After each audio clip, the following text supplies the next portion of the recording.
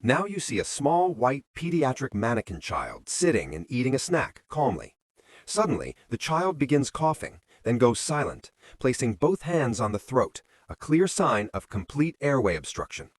The parent quickly notices the emergency and rushes toward the child, checking for breathing and confirming that the child cannot cough, speak, or make sound.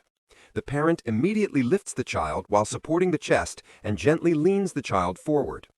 With controlled and firm movements, they deliver 5 strong back blows between the shoulder blades, checking after each blow to see if the object comes out. When the blockage does not clear, the parent moves behind the child, places a fist just above the belly button, and performs up to 5 quick abdominal thrusts, pulling inward and upward to force the object out.